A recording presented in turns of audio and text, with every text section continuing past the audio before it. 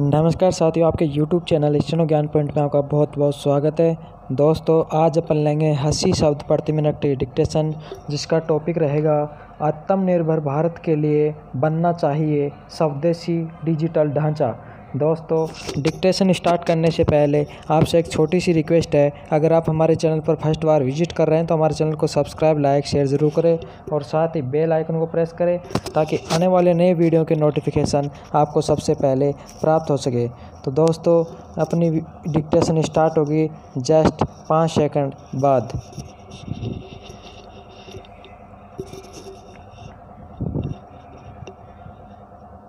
Yes, start. देशवासियों को प्रधानमंत्री नरेंद्र मोदी ने जो आत्मनिर्भर भारत का संदेश दिया है, उसके लिए भारत के तीनों पहलुओं को समझना ज़रूरी है। विराम। गुलामी से पहले सोने की चिड़िया की स्मृति और वसुधैव कुटुंबकम के आदेशों वाला आरएसएस के सपनों का भारत। विराम। दूसरा, आज़ादी के बाद कांग्रेस काल में बने जटिल कानूनों व प्रशासनिक व्यवस्था वाला अंग्रेजी विरासत वाला इंडिया। विराम। तीसरा, 21वीं सदी में इंटरनेट और मोबाइल वाला डिजिटल इंडिया। विराम। आर्थिक पैकेज वाले विकास के रथ को दौड़ने के लिए टेक्नोलॉजी और श्रम के दोनों पहियों की ज़रूरत है। विराम। घर वापसी कर रहे मजदूरों के पास रोटी, पानी और साइकिल का इंतज़ाम भले ही न हो, लेकिन बस में सफ़र करने के लिए उन्हें स्मार्टफोन रखने की मजबूरी है, जिससे वे ऑनलाइन रजिस्ट्रेशन और आरोग्य सेतु ऐप डाउनलोड कर सकें। विराम। सवाल यह है कि भारतीय श्रम शक्ति को जीविका और सम्मान से वंचित रखकर सिर्फ विदेशी तकनीक के एकांगी पहिए से आत्मनिर्भर भारत कैसे बनेगा? पैरा। लॉकडाउन के 2 महीनों में डिजिटल कंपनियों ने धर्म क्षेत्र और भाषा की दीवारों को लांघकर पूरे देश में अखंड वर्चस्व स्थापित कर लिया है। विराम।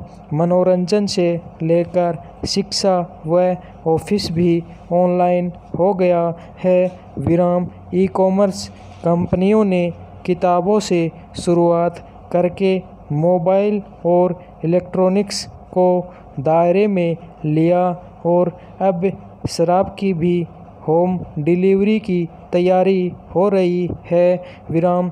टैक्सी का स्वामित्व नहीं होने के बावजूद ओला, उबर देश के शहरी यातायात को नियंत्रित करने लगे हैं। विराम। खाने से लेकर प्लम्बर, इलेक्ट्रीशियन जैसी तमाम सेवाएं ऑनलाइन हो गई हैं। विराम। किराना और दवाओं की आपूर्ति के लिए ई-कॉमर्स के दायरे को बढ़ाने के लिए बड़े समझौते हो रहे हैं। विराम। लोगों को Google, WhatsApp, Facebook, Instagram, Twitter, YouTube, Netflix, zoom, Alexa की लत पड़ गई है। विराम। इनमें से कई प्लेटफॉर्म पर डेटा सुरक्षा को लेकर सवाल हैं, लेकिन सरकार और न्यायपालिका द्वारा भी इनका धड़ल्ले से इस्तेमाल होने से राष्ट्रीय सुरक्षा की अनदेखी हो रही है। विराम। पैरा। नोटबंदी, जीएसटी और लॉकडाउन के बाद लोगों की बचत और आमदनी दोनों कम हो रहे हैं। विराम। कोरोना के डर से घरों में दुबकी आम जनता के लिए होम डिलीवरी आरामदायक होने के साथ सस्ती और सुरक्षित भी है। विराम। वर्क फ्रॉम होम और ऑनलाइन शिक्षा का प्रचलन बढ़ने से इन कंपनियों की भारत के घरों में घुसपैठ और भी ज़्यादा बढ़ रही है। पूरे भारत के डेटा को हासिल करने के बाद बची खुची डिमांड पर भी डिजिटल कंपनियों का कब्जा होना तय है।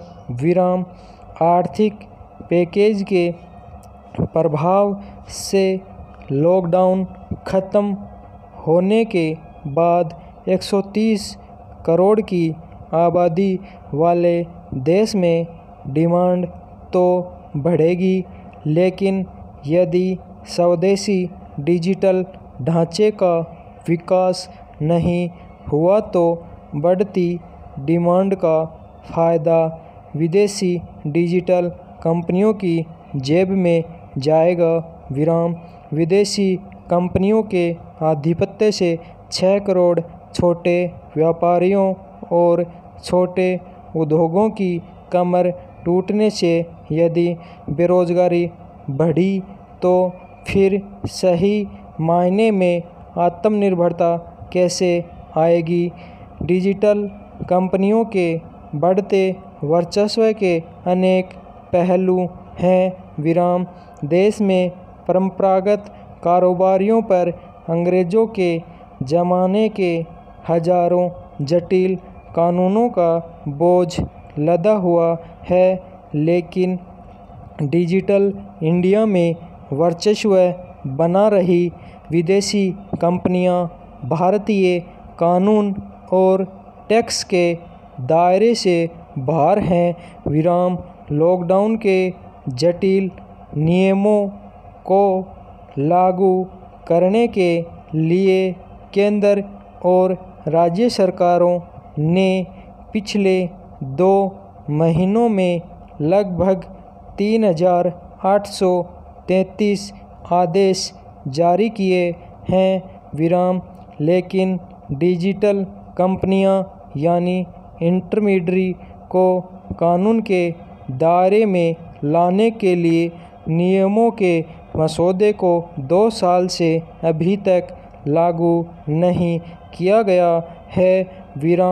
अखबार या टीवी को विज्ञापन हासिल करने के लिए कानूनी रजिस्ट्रेशन कराना पड़ता है, लेकिन जवाबदेही के बगैर ही सोशल मीडिया कंपनियों को विज्ञापन देने के लिए सरकारी गाइडलाइंस जारी हो गई हैं। कई साल पहले उबर टैक्सी रेप कांड के बाद कंपनी के अधिकारियों का पता लगाने में ही दिल्ली पुलिस के अधिकारियों को पसीना आ गया था। 6 साल बाद भी तस्वीर में कोई बदलाव नहीं आया। दिल्ली के स्कूली बच्चों ने इंस्टाग्राम में ग्रुप चैट करके बॉयज़ लॉकर कांड को अंजाम दिया, जिसके फलस्वरूप एक बच्चे ने आत्महत्या भी कर ली। ऐसे मामलों को रोकने के लिए वर्ष 2013 में दिल्ली हाई कोर्ट ने अनेक आदेश पारित किए थे, जिन पर अभी तक अमल नहीं हुआ। अंग्रेज़ों ने भारत को कब्जे में करने के लिए जमींदारी सिस्टम को बढ़ावा दिया। अब अमेरिका और चीन डिजिटल के माध्यम से भारत को डेटा साम्राज्यवाद के खतरनाक शिकंजे में समेट रहे हैं। डेटा जिसे तेल और सोने से ज़्यादा कीमती बताया जा रहा है। धन्यवाद।